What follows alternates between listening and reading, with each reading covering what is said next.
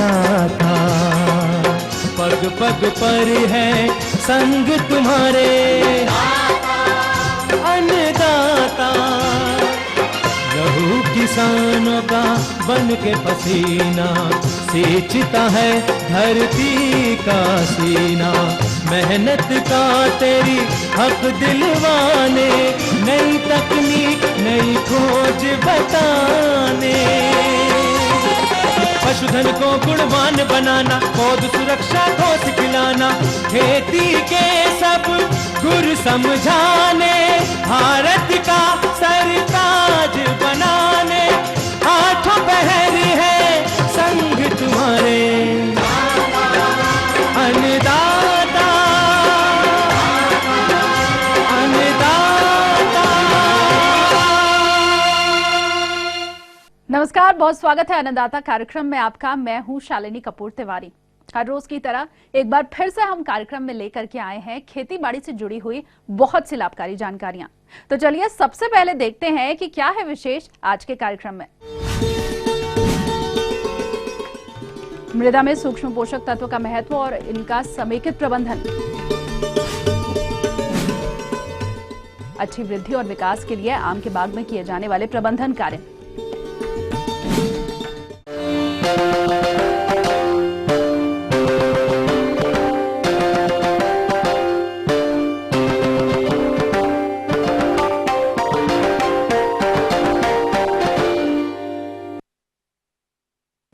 किसान भाइयों, फसलों की उपज को बढ़ाने के लिए ये जरूरी है कि मृदा में मुख्य पोषक तत्वों के साथ साथ सूक्ष्म पोषक तत्व की पूर्ति भी की जाए, तभी आपको फसल से अच्छी उपज मिलेगी, साथ ही मृदा की उर्वरकता भी बनी रहेगी। तो किसान भाइयों, मृदा में सूक्ष्म पोषक तत्वों का प्रबंधन कैसे करना है, इसकी जानकारी दे रहे हैं बिहार कृषि विश्वविद्यालय सबौर जिला भागलपुर के मृदा वैज्ञानिक डॉक्टर अरुण कुमार झा। अभी रबी की फसल आने वाली है, उसमें सूक्ष्म मात्रिक तत्व प्रबंधन हम किस प्रकार से करें। किसान भाइयों, वह जमाना चला गया जब सिर्फ हमारा बीज और हमारी उर्वरक दो ही हमारा लागत हुआ करता था। आज की तारीख में जो सबसे महत्वपूर्ण लागत है वह है तकनीकी, और वही किसान फायदा उठा सकता है जो तकनीकी नाम का लागत उसमें लगाता है। जो तकनीकी नाम का लागत नहीं लगाएगा वो घाटे में रहेगा। जहां तक सूक्ष्म मात्रिक तत्व की बात है, तो मैं आपको एक चीज बताना चाहूंगा कि अब सिर्फ मुख्य पोषक तत्व नाइट्रोजन, फास्फोरस, पोटास ही आपकी मिट्टी में कम नहीं है। आपकी मिट्टी में गंधक की भी कमी है, जस्ता की भी कमी है, लोहा की भी कमी है, मोलिब्डेनम की भी कमी है, बोरान की भी कमी है, गंधक की भी कमी है। जो एक सर्वे हुआ है पूरा भारतवर्ष में, उससे यह पता चला है कि लगभग 49% नमूने में जिंक की कमी पाई गई। लगभग 3 लाख नमूने का जांच करवाया गया है, तो उससे यह देखा गया कि उसमें 49% नमूनों में जिंक की कमी थी। जैसे मैं उदाहरण के लिए बताऊं कि यदि हम बोरन की बात करते हैं मित्रों, तो बोरन यदि धान फसल में जितना उत्पादन आपको घटाता है, उससे कहीं ज्यादा आपको उत्पादन घटाता है जो दलहन है, तिलहन है उसमें। जैसे बोरन का एक उदाहरण बताऊं कि यदि धान और गेहूं में यदि देखिए, तो धान में मुश्किल से आपको 16% की यह कमी करता है, 16.6 यानी 17% की। गेहूं में लगभग 15% की कमी करता है। जबकि यदि आप मक्का में देखिए तो यह लगभग 33% की आपको कमी इससे हो जाती है। आजकल दलहन की बड़ी समस्या है। चना आपका जो है, यदि आपने बोरन नहीं डाला है तो उसका उत्पादन 44% घट जाएगा। मसूर भी 19% घट जाएगा। तिलहन की भी बड़ी समस्या रहती है। यदि हम सरसों की बात करते हैं तो सरसों में इसका जो उत्पादन है लगभग 33% कम हो जाता है। सूरजमुखी में भी देखिए तो 35% लगभग कम हो जाता है। अब आ जाइए सब्जी वाली में, प्याज में, तो प्याज में भी 30% आपका उत्पादन कम हो जाता है। यह तो बात हो गई बोरन की। यदि बोरन के अतिरिक्त यदि हम आ जाते हैं यदि जिंक पर, तो जिंक में भी यदि आप देखते हैं तो धान गेहूं में यदि आपने जिंक का प्रयोग किया तो मुश्किल से आपने 4-5 क्विंटल प्रति हेक्टेयर का उत्पादन लगभग बढ़ा लिया। लेकिन साथ ही साथ जैसे तांबा हो गया, जैसे मैग्नीज हो गया, मोलिब्डेनम हो गया, लोहा हो गया, जो अभी कम है, यदि अभी हम ध्यान नहीं देते हैं तो वह आने वाले समय में और उसकी डेफिशिएंसी बढ़ेगी।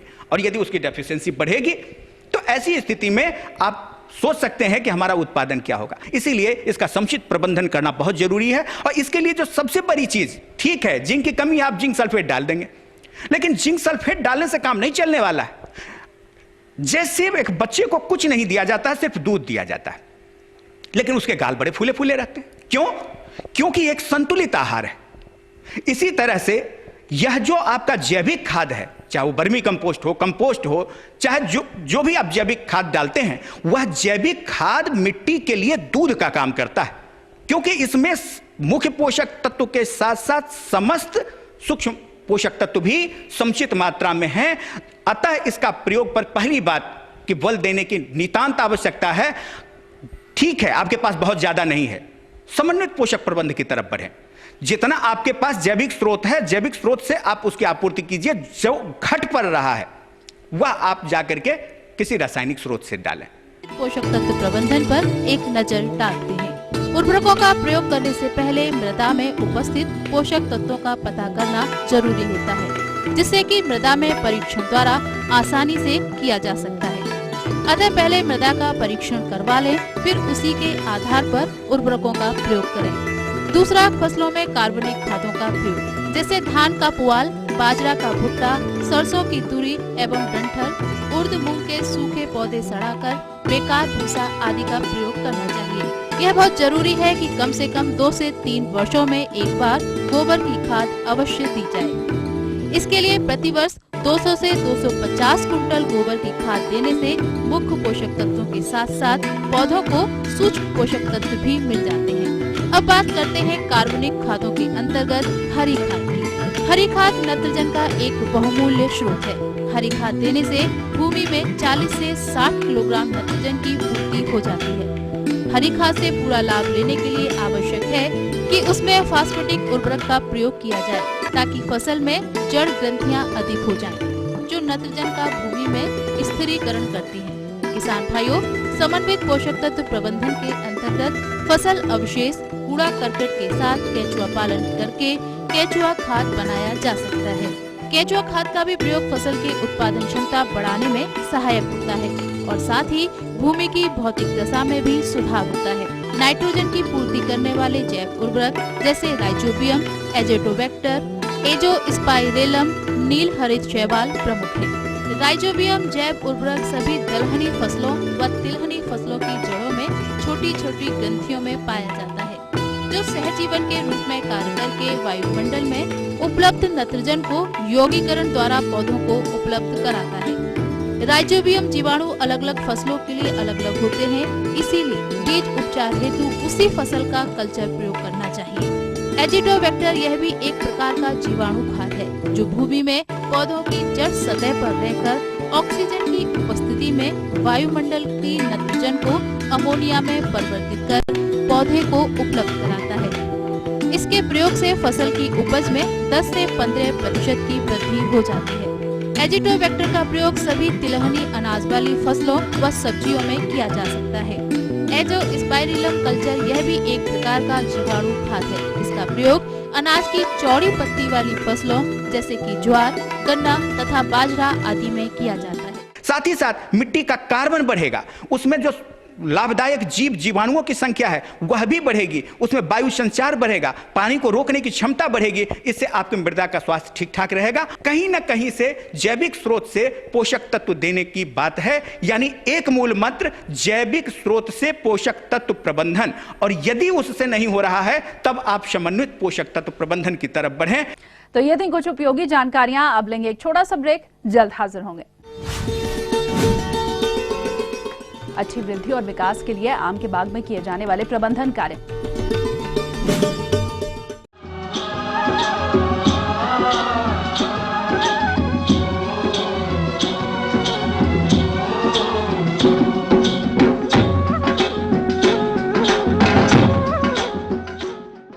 ब्रेक के बाद एक बार फिर से आप सभी दर्शकों का अन्नदाता कार्यक्रम में स्वागत है। और चलिए अब बढ़ते हैं अगली प्रस्तुति की ओर।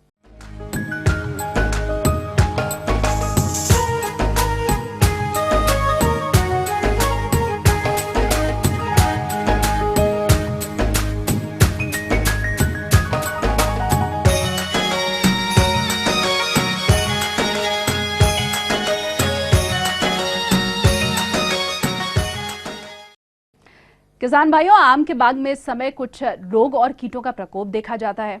जिनका समय रहते अगर उचित प्रबंधन नहीं किया गया तो इन बागों से कम फल उत्पादन मिलता है। तो किसान भाइयों, आप इन बागों का प्रबंधन कैसे करें, इसकी विस्तृत जानकारी दे रही हैं कृषि विज्ञान केंद्र समस्तीपुर की वैज्ञानिका डॉक्टर पुष्पा सिंह। तो इस वक्त हमको अपने फसल को मजबूत करना है, जिसमें जो आने वाले कीड़े बीमारी हैं वो कम से कम ना लगे। तो इसके लिए आप क्या करिए कि अपने खेत में एक बार तो आप जुताई करवा लीजिए खूब अच्छी तरह से, और उसके बाद क्लोरपाइरिफॉस 3 ml 1 लीटर पानी के घोल में आप पूरे खेत में आप उसका अच्छी तरह से छिड़काव करें, जिससे कि आपके खेत में किसी भी प्रकार का दीमक उमक का प्रकोप हो वो खत्म हो जाए। दूसरा फायदा आपको ये होगा कि आप जब सब जानते हैं आपके पेड़ पे दहिया कीट का आक्रमण होता है, जिसको हम मिलीबग के नाम से जानते हैं। ये रस चूसने वाले कीड़े हैं और बहुत ही ज्यादा ये रस चूस करके नुकसान पहुंचाते हैं। इनका नुकसान प्रतिशत 10% से लेकर के 25-30% तक भी बढ़ सकता है। तो इसलिए, और जब ये रस चूसते हैं तो पूरी जो पौधे का जो पोषण तत्व है वो पूरा ले लेते हैं, और उस पौधे में वो जो डाली है, वो जो पत्ते हैं, वो ना ही फूल संभालने लायक होते हैं, ना फल संभालने लायक होते हैं। तो होता क्या है, ये दहिया कीट क्या करती है, ये पेड़ से नीचे उतर करके जमीन में अपने अंडे डालती है। तो इस समय अगर आप नवंबर में एक समय खेत की जुताई कर लेते हैं और नवंबर या अंतिम ये दिसंबर के प्रथम सप्ताह के आसपास अगर आप इसका क्लोरपाइरिफॉस का स्प्रे कर देते हैं अपने पौधे पे और अपने जमीन पे, तो जो कीड़े जो मादा ने अंडे डाले होते हैं वो जब फूट करके पेड़ पे चढ़ने वाले होते हैं उस समय उनकी मृत्यु हो जाएगी और आपके खेतों में दहिया का आक्रमण नहीं होगा। दहिया कीट का आक्रमण कभी कभी बहुत ही ज्यादा बढ़ जाता है। आप देखिएगा कि जैसे मैंने आपको कहा कि दहिया कीट जो मादा है वो नीचे उतर करके जमीन में अपने अंडे देती है, और ये अंडे जब फूटते हैं उसके बाद फिर इसका जो निम्फ होता है, जो छोटा होता है बच्चा, वो ऊपर पेड़ पे चढ़ करके फिर ऊपर जाता है। तो और उसके लिए थोड़ा थोड़ा बैंड बना करके आप कोई भी स्टिक करने वाला आप ये वैसलीन वगैरह भी लगा दीजिएगा, तो उससे भी वो चढ़ेगा नहीं, और बीच में फिर थोड़ा सा गैप कर दीजिए, उससे भी वो ऊपर नहीं चढ़ते हैं और आपके कीड़े जो है वो नीचे आकर के मर जाते हैं। क्योंकि साथ ही साथ आप एक काम और करिए कि क्लोरपाइरिफॉस और ब्लाइटॉक्स ये दोनों का घोल बना करके आप अपने पौधे पे छिड़काव कीजिए, तो आपके खेत में और किसी तरह का जो फट करके, जिसे हम गमोसिस कहते हैं, रस गिरने वाला होता है या पेड़ फटता है, उस तरह का कीड़े का प्रकोप नहीं होगा। आप अपने पेड़ों के तनों में चूना के जो घोल बनाते हैं उसमें 50 ग्राम ब्लाइटॉक्स मिला करके पुताई करिए, जिससे कि आपका पेड़ का तना सुरक्षित रहे और स्वस्थ रहे। इन सब कार्य करके आप अपने पौधों को कीट से बचा सकते हैं। आगे और भी है कुछ रोचक जानकारियां, पर यहाँ पर रुकेंगे एक और ब्रेक के लिए, जल्द हाजिर होंगे। अधिक आय हेतु कैसे करें बटेर पालन व्यवसाय।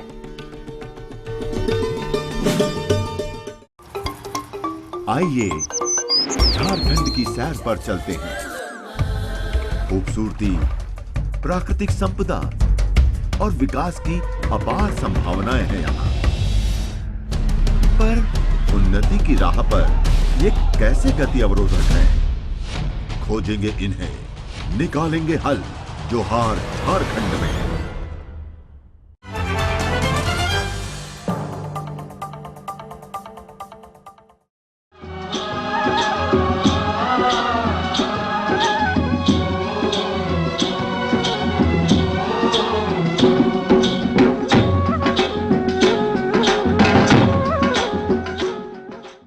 ब्रेक के बाद आप सभी दर्शकों का एक बार फिर से स्वागत है, और चलिए अब रुख करते हैं अगली कड़ी की ओर।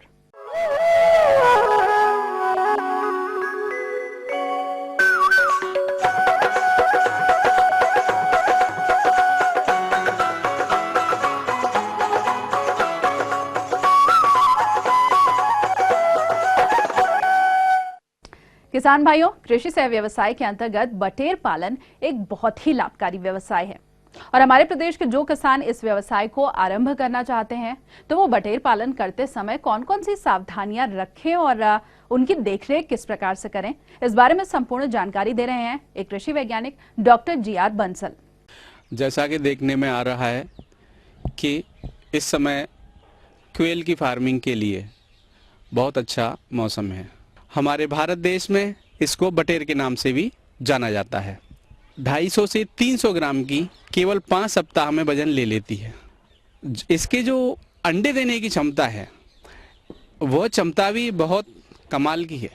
देखा जाए तो 280 से 300 अंडे प्रति वर्ष के हिसाब से हम इससे प्राप्त कर सकते हैं। इनके जो अंडे हैं उनका वजन लगभग 10 ग्राम का होता है, छोटा छोटा अंडा होता है। सामान्यतया इनके जो चूजे निकलते हैं वो 6 ग्राम के 7 ग्राम के लगभग वजन के रहते हैं। अगर ज़्यादा स्वस्थता है तो 6 से 8 ग्राम के बीच में इनकी रेंज देखी जाती है। एवं कई बीमारियां हैं जो दूसरी मुर्गियों में होती हैं, वो जैसे रानीखेत है, ये बटेर में ये रोग नहीं आ पाता, इस वजह से मृत्यु दर उतनी नहीं आती। ऐसी स्थिति में हमारा इलाज का खर्चा भी बच जाता है। सामान्यतया देखा गया है कि जो बटेर है यह फील्ड में भी आराम से रह लेती है। इसको वैसे रख रखाव के लिए अगर देखा जाए तो एक जालीदार कमरा जिसमें स्वच्छ हवा का वातावरण हो, हल्की सी नीचे जो भी घास फूस निकलती है छोटे छोटे टुकड़े करके उसे हम केवल बिछा दें, जिससे कि उसके पैर हैं वो जमीन पर ना पड़े, हल्का सा उसमें सॉफ्टनेस बनी रहे। इसके जो चूजे हैं वो 6 ग्राम के होते हैं शुरुआत में, और शुरुआत के सप्ताह भर में ये लगभग 4 ग्राम दाना खाती है। दूसरे सप्ताह में ये 9 ग्राम के आसपास दाना प्रतिदिन खाती है। तीसरे सप्ताह में ये 15 ग्राम दाना प्रतिदिन के हिसाब से खाती है। चौथे सप्ताह में ये 25 ग्राम प्रतिदिन दाना खाती है। 5वें सप्ताह में 30 ग्राम प्रतिदिन दाना की आवश्यकता होती है और लगभग आधा किलो दाना कुल खाती है, और 200 से 250 ग्राम अच्छे वातावरण में 300 ग्राम तक वजन की प्रोटीन आपको उपलब्ध करा देती है। कई बार तो ऐसी स्थितियां बनती हैं कि जो टूटन जिसे कोई नहीं खाता, हमें उसे फेंकने पर मजबूर होना पड़ता है कि अभी हमारे किसी भी काम नहीं आ रही, और हमें ऐसा लगता है कि हम इसे गलत फेंक रहे हैं, लेकिन हम इसे कंज्यूम भी नहीं कर सकते। उस दाने के टुकड़ों को बटेर बड़े अच्छे से खाती है और आपको प्रोटीन उपलब्ध कराती है। कॉमर्शियल फार्मिंग के हिसाब से अगर हम क्वेल को पालते हैं तो शुरुआत में इसके लिए हमें 10 बाई 10 के कमरे में लगभग 400 से 500 क्वेल हम रख सकते हैं। बहुत कम क्षेत्रफल लगता है। घर की छत पर भी हम कर सकते हैं।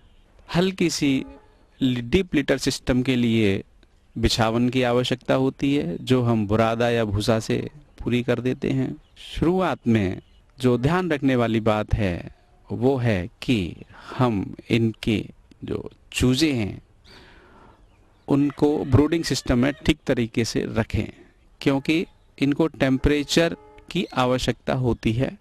अगर हमने ब्रूडिंग ठीक से नहीं कर पाई, टेम्परेचर ठीक से नहीं दे पाए, ऐसी स्थिति में चूजे एक दूसरे पर चढ़ते हैं और क्लबिंग जिसे कहते हैं, क्लबिंग के कारण चूजे मर जाते हैं और मोर्टेलिटी रेट ज़्यादा आती है। इसलिए हम ब्रूडिंग में टेम्परेचर का विशेष ध्यान रखें। शुरुआत में इनको दाने की आवश्यकता भी बहुत कम होती है और हल्का सा पानी के जो वाटर हैं वो साइड में रख दिए जाते हैं, जिससे कि ये आवश्यकता अनुसार पानी पी सकें और दाना खा सकें। इसके साथ ही साथ धीरे धीरे करके 4 ग्राम प्रतिदिन के हिसाब से शुरू के सप्ताह में दाने की आवश्यकता पड़ती है। बाद में धीरे धीरे करके दाने की मात्रा बढ़ती जाती है। 5वें सप्ताह में यह लगभग एडल्ट बॉडी वेट अपना ले लेती हैं।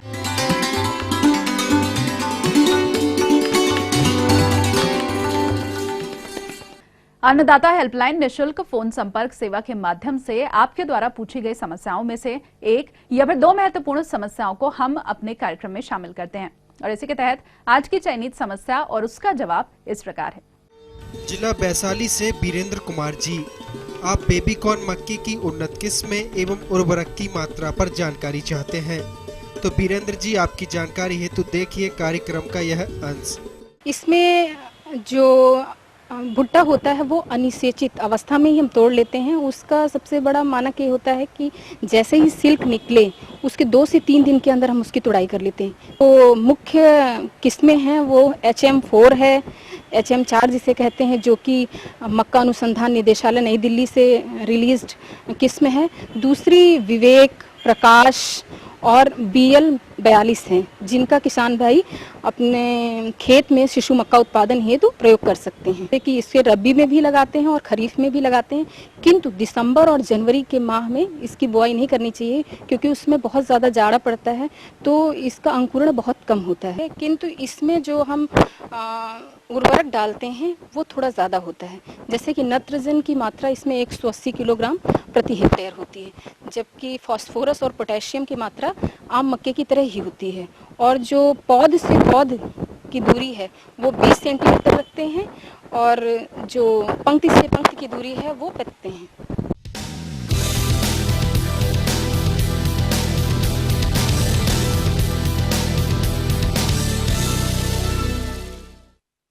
राज्य की विभिन्न मंडियों में कृषि उत्पादों के चढ़ते उतरते बाजार भाव की संक्षिप्त जानकारी इस प्रकार है।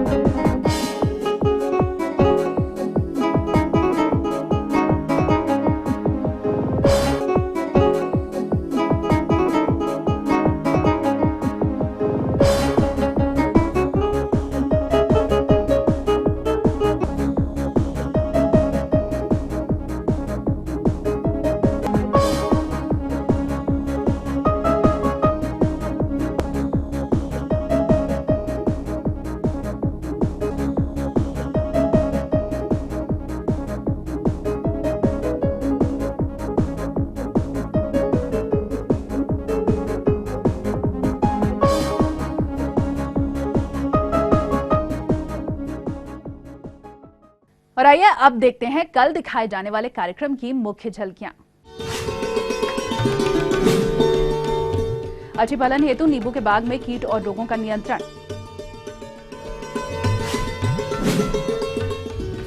फूलगोभी की अच्छी उपज हेतु फसल में समसामयिक कार्य। हम ये उम्मीद करते हैं कि आज का कार्यक्रम आप सभी दर्शकों के लिए उपयोगी रहा होगा। किसान भाइयों, अन्नदाता आपकी सेवा के लिए संकल्परत है। कृषि संबंधित समस्या और सुझावों के लिए आप हमें इस पते पर संपर्क कर सकते हैं। प्रोड्यूसर अन्नदाता, ETV Bihar Jharkhand, Ramoji film city, Hyderabad 501512। साथ ही आप हमें ईमेल भी कर सकते हैं। हमारा ईमेल आईडी है annadatabihar@etv.co.in। इसके अलावा आप हमें निःशुल्क हेल्पलाइन नंबर 180010845999 पर सोमवार से शनिवार सुबह 10 से शाम 4 बजे के बीच संपर्क कर सकते हैं। तो फिलहाल अन्नदाता की पूरी टीम को दीजिए इजाजत। कल फिर से इसी समय आपसे मुलाकात होगी कृषि संबंधित कुछ और महत्वपूर्ण जानकारियों के साथ। नमस्कार।